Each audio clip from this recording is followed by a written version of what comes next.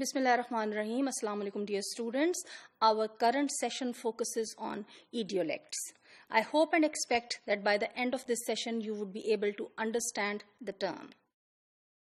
Well, my dear students, when we talk of a simple definition, we can define an idiolect as the speech habits peculiar or particular to a person or to a particular person. So these are the individual speech habits. However, I would also like to share a technical definition that I have taken from Stanford Encyclopedia of Philosophy.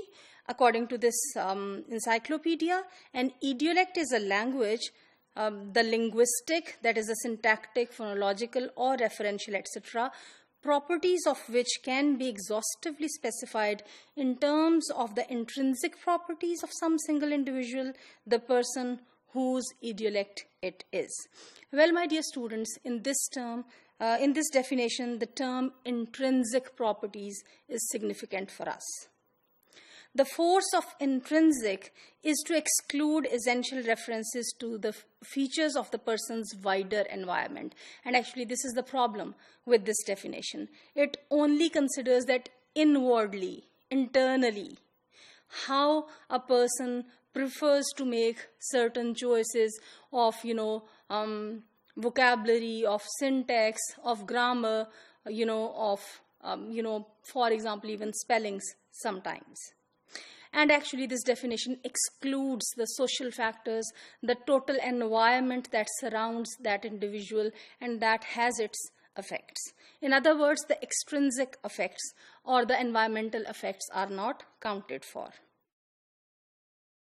However, this definition helps us understand that idiolects, they are a kind of usage that encompasses vocabulary, grammar and pronunciation specially.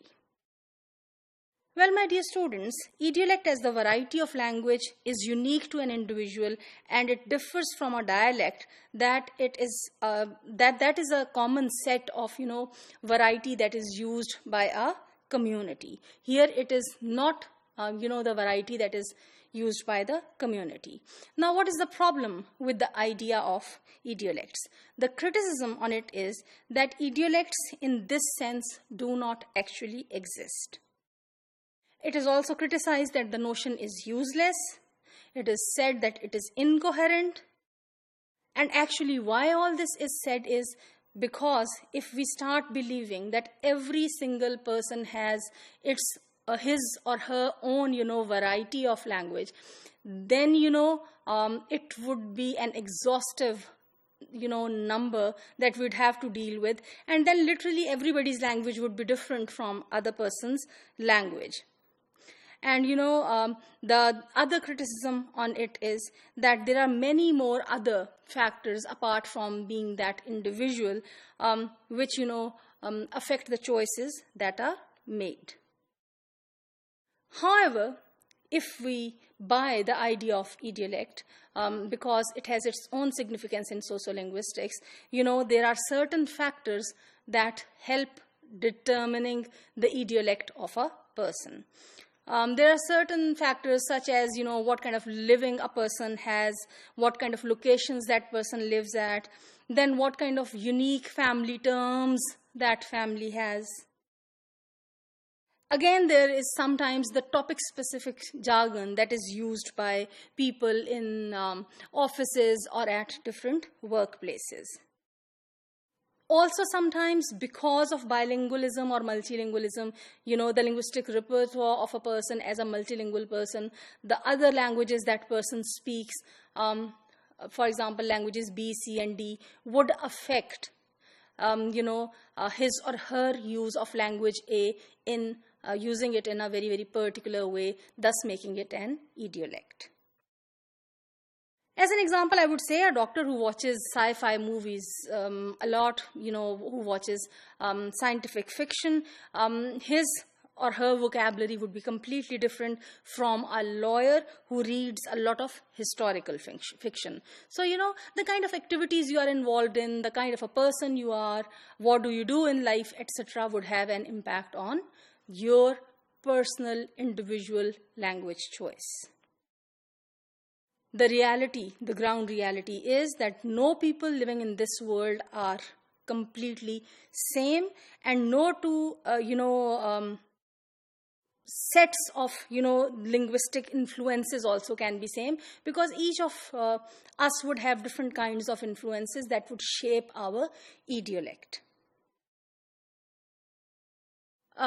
Before I move on to the example that I would like to give you with reference to colors, I would like to share my personal example with you.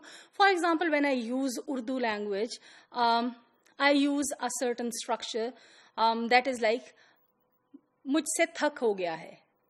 Instead of saying, मैं थक गई हूँ, I say, मुझसे थक हो गया है. Now, technically speaking, syntactically, थक हो गया is not the correct grammatical construction. But this is my idiolect. I use it in my personal language choices.